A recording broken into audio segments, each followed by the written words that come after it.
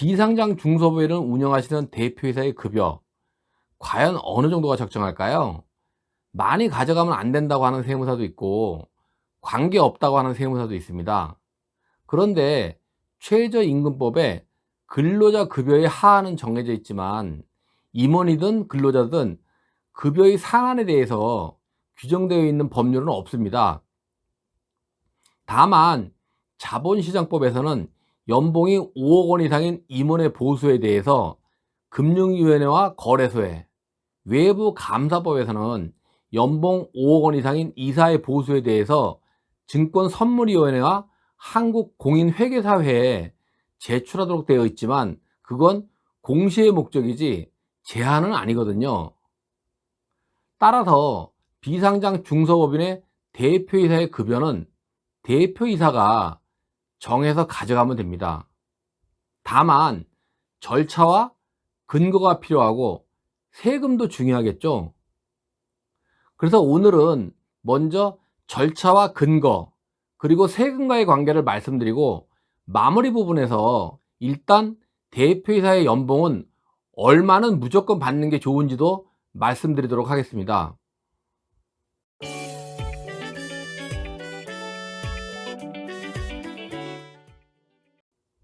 안녕하세요.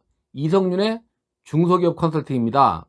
법인은 개인 사업자와는 달리 소유와 경영이 분리되어 있습니다.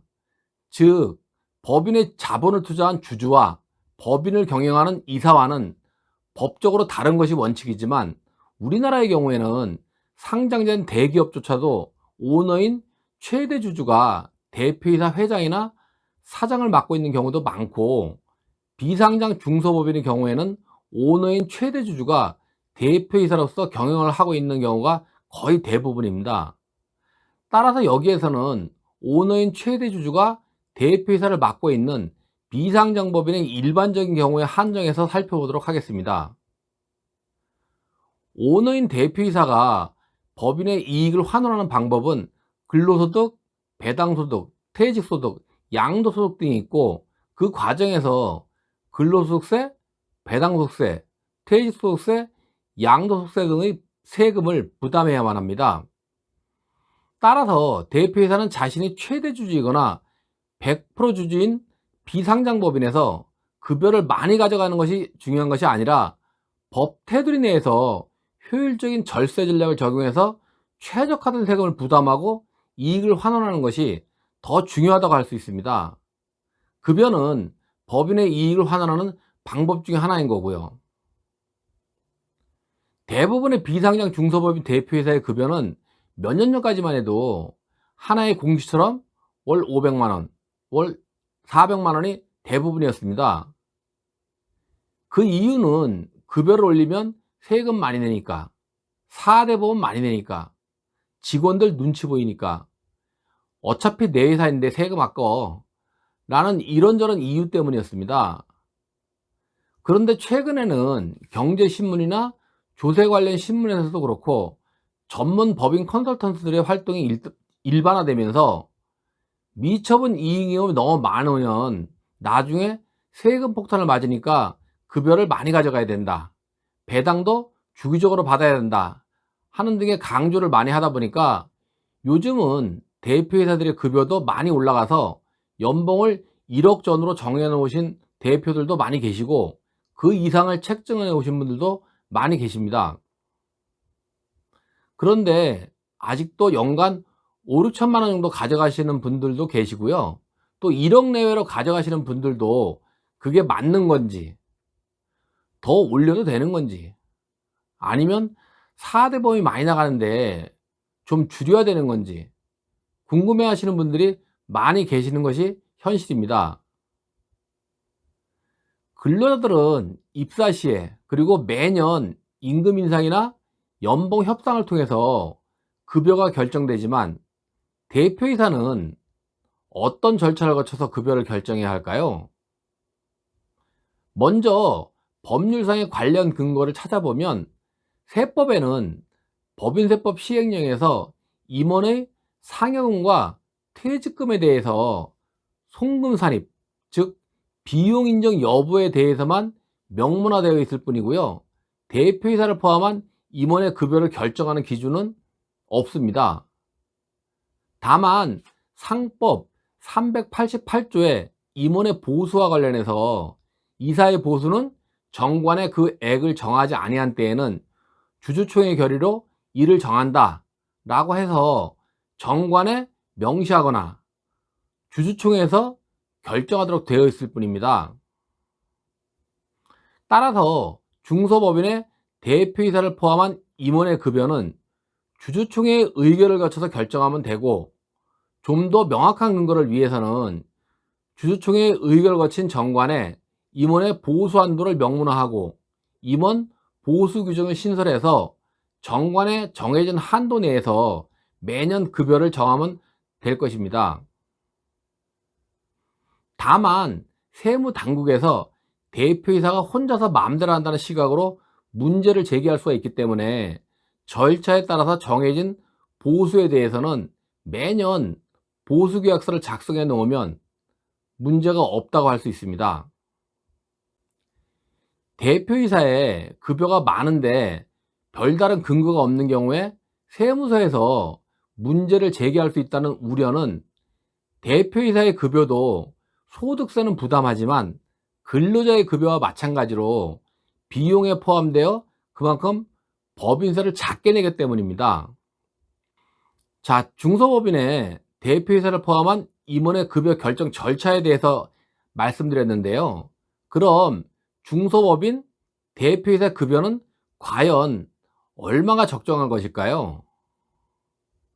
그러기 위해서는 가장 중요한 세금관계, 근로소득세와 법인세, 그리고 준조세인 건강보험료의 관계를 따져봐야 하면 물론이고, 법인세 납부 후에 누적되는 미처분 이익이용 환원 시의 세금까지도 짚어봐야 합니다.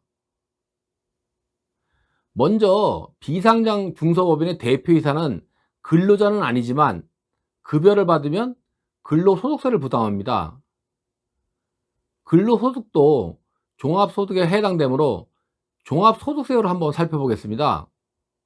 보시는 것처럼 근로소득세는 지방소득세를 포함해서 6.6%부터 46.2%까지 구간이 있고요. 내년부터는 최고세율 구간이 신설돼서 최고세율이 49.5%입니다. 이와 같이 종합소득세율은 누진제로 되어 있어서 급여 수준이 올라갈수록 세금도 많이 내니까 무작정 많이 가져갈 수도 없습니다. 또 4대 보험과 관련해서 대표이사의 경우에는 고용보험과 산재보험 내지 않고 국민연금은 상한액이 정해져 있어서 급여가 오른다고 따라 오르지는 않지만, 건강보험료의 경우에는 상한액이 정해져 있기는 하지만 그 상한액이 너무 높아서 급여가 오를수록 많은 건강보험료를 부담해야 하는 문제가 있습니다. 건강보험료는 장기요양보험료를 포함해서 회사 부담분까지 포함하면 7.4%나 되기 때문에 결코 작은 금액이 아닙니다.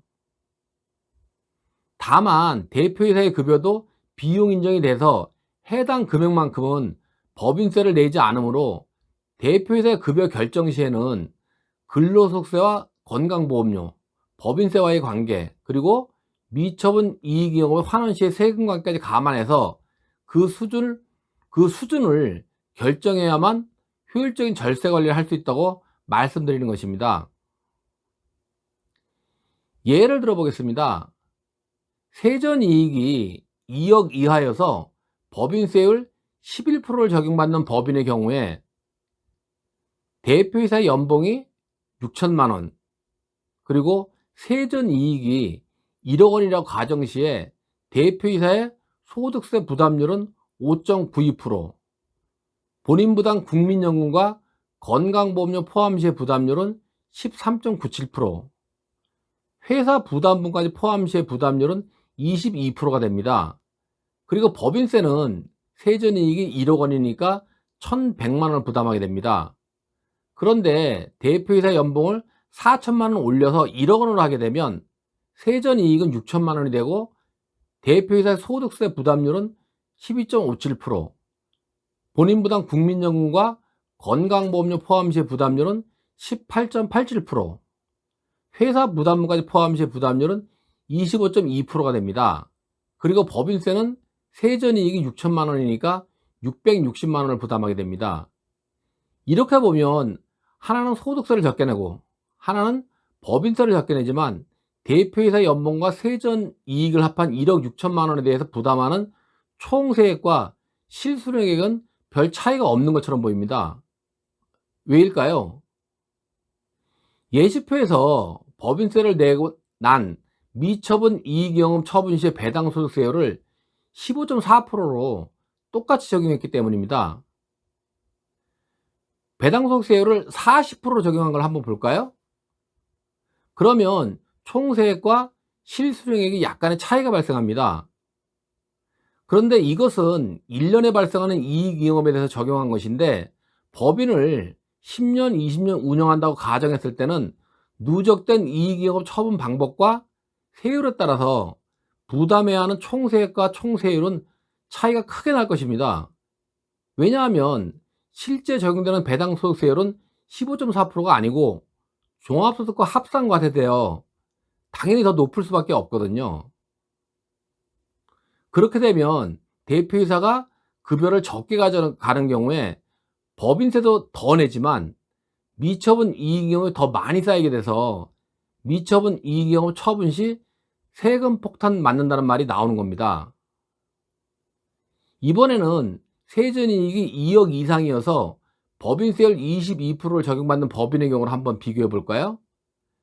대표이사 연봉이 1억 원이고 세전이익이 4억 원이면 대표이사의 소득세 부담률은 12.57%, 본인부담 국민연금과 건강보험료 포함 시 부담률은 18.87%, 회사 부담부가에 포함 시 부담률은 25.2%가 됩니다. 그리고 법인세는 세전이익이 4억 원이니까 6,600만 원을 부담하게 됩니다. 그런데 대표이사 연봉을 1억 원 올려서 2억 원으로 하게 되면 소득세 부담률은 23.93%, 본인부담 국민연금과 건강보험료 포함 시 부담률은 28.92%, 회사 부담부까지 포함 시는 부담률은 33.91%가 됩니다. 그리고 법인세는 22% 적용 구간인 것은 같지만 세전이익이 3억 원으로 줄어들었으므로 6,600만 원보다 2,200만 원이 적은 4,400만 원을 부담하게 됩니다. 여기에서도 대표이사 연봉과 세전이익을 합한 5억 원에 대해서 예시 두 가지가 부담하는 총세액과 실수령액은 아주 큰 차이는 없어 보입니다.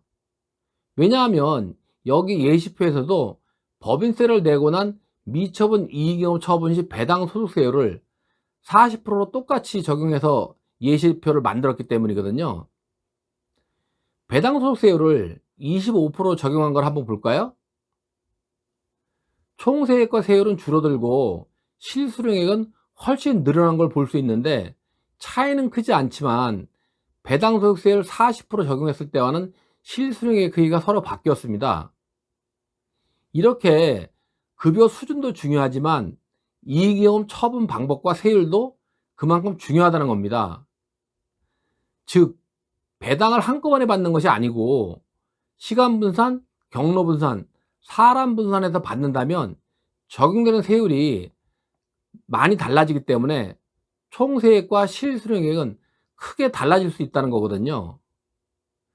무슨 말이냐 하면 대표이사의 급여를 올리면 소득세와 건강보험료 부담은 올라가고 법인세 부담은 내려가는데 얼핏 보면 급여를 올리면 법인세는 적게 내지만 그에 비해서 소득세 부담이 더 크니까 급여를 올리지 않는 게 좋겠다고 생각할 수도 있습니다. 왜냐하면 일반적으로 급여를 낮춰받는 경우에 근로소득세와 건강보험료 및 법인세에 합산해서 내는 부담 세액이 급여를 올린 경우에 근로소득세와 건강보험료 및 법인세 합산 부담 세액보다 적기 때문이거든요. 하지만 중요한 것은 법인은 개인사업자처럼 해당 연도에 소득세만 내면 끝이 아니고 법인세를 부담하고 난 당기 순이익은 미처분 이익경험으로 누적 관리되잖아요. 그래서 반드시 이익경험 환원 시의 세금도 함께 판단해야 한다는 것입니다. 미처분 이익잉여금은 회사의 유동성 확보나 투자 재원으로도 활용하기도 하지만 궁극적으로는 최대 주주인 대표이사에게 환원해야 하는데, 근로소득세와 건강보험료가 부담이 돼서 급여를 적게 책정한 경우에는 법인세 납부 후에 미처분 이익잉여금이 급격히 증가하여 미처분 이익잉여금 환원 시 배당소득세와 건강보험료를 엄청난 수준으로 부담하게 되기 때문입니다. 또한 해당 중소법인을 자녀에게 승계하는 경우에도 미처분 이익잉여금이 과다하면 법인의 순자산 가치가 상승해서 기업 가치가 증가함으로써 세금 부담 과다로 인해서 승계가 어려움에 봉착할 수도 있습니다. 따라서 대표이사의 급여 수준은 근로소득세와 건강보험료 및 법인세 부담 관계, 그리고 미처분 이익잉여금 처분 시에 세금 부담 부분까지 감안해서 결정하는 것이 가장 효율적이라고 할 수 있습니다. 그러기 위해서는 회사의 자금 유동성을 충분히 반영한 미처분 이익잉여금의 처분 계획을 수립해 놓고 기간 분산, 경로 분산, 사람 분산을 통해서 매년 지속적인 미처분 이익잉여금 처분이 전제되어야만 가장 효율적인 수준의 급여를 결정할 수 있습니다. 왜냐하면 매출과 이익 규모가 유사한 중소법인이라고 할지라도 미처분 이익잉여금의 처분 방법에 따라서 대표이사의 급여 수준은 많이 달라지고 세율과 세금도 많이 달라질 수가 있기 때문이거든요.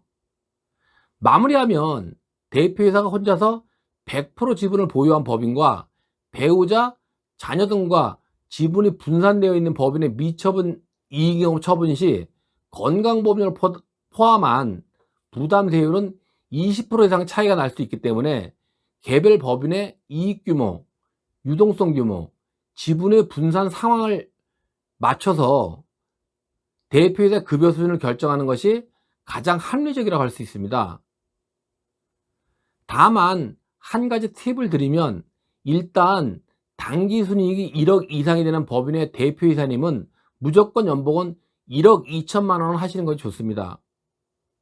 왜냐하면 대표이사의 연봉이 1억 2천만 원인 경우에 소득공제 및 세액공제에 따라서 조금씩 다를 수는 있지만 회사 부담 건강보험료까지 포함한 소득세 부담률이 약 26, 7%선이거든요.